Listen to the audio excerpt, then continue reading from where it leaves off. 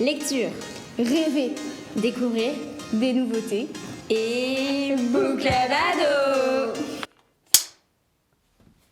Bonjour, bienvenue pour un nouvel épisode de la saison 2 du Book Club Ado.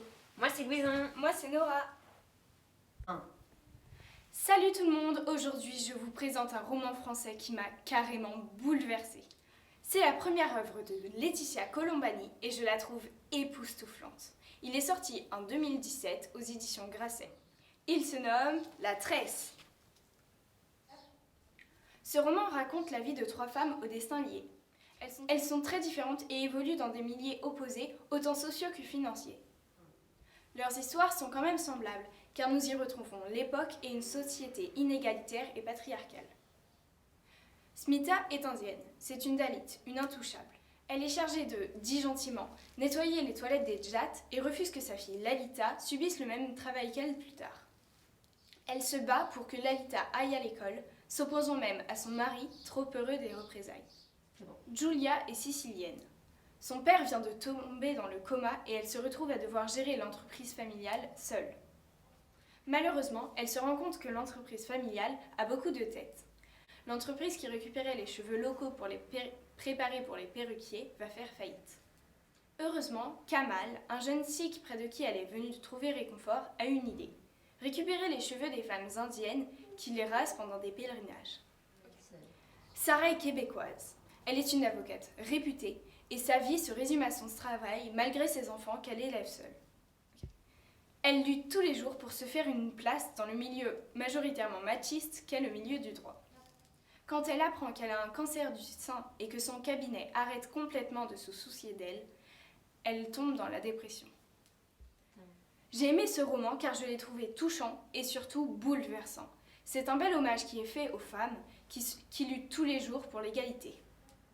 Ce livre prouve que ce combat est universel en faisant participer des femmes venues des 4 coins du monde. Je conseille ce roman, mais attention aux âmes sensibles et je pense qu'il ne faut pas le lire trop jeune.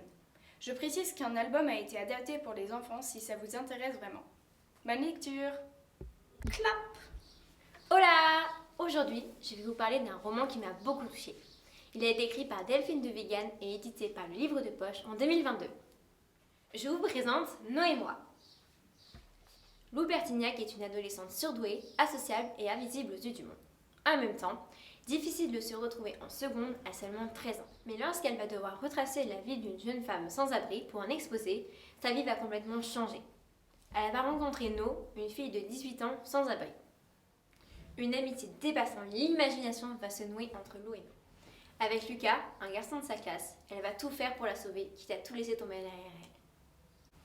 Ce roman m'a beaucoup plu et ému, d'une part par l'amitié entre Lou et No, et d'autre part par le courage de Lou à vouloir sauver son ami. La fin m'a surprise, mais elle n'est pas décevante. En fait, elle est décevante, mais c'est un peu ambigu. Donc, vous comprendrez quand vous la lirez. Je pense que vous serez d'accord avec moi. Donc, si vous aimez les amitiés fortes, les histoires d'amour, ou encore que le sujet vous touche, alors lisez ce livre, cher lecteur.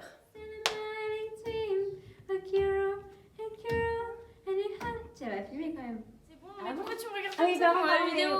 Louison, quand même. D'ailleurs, c'est Iwel qui va garder mon chien. Je te mange. Julia est sicilienne. Quoi? Quoi? I'm strong.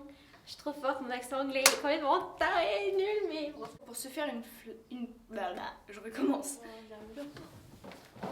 Elle a pas de force. Elle tombe dans la dépression.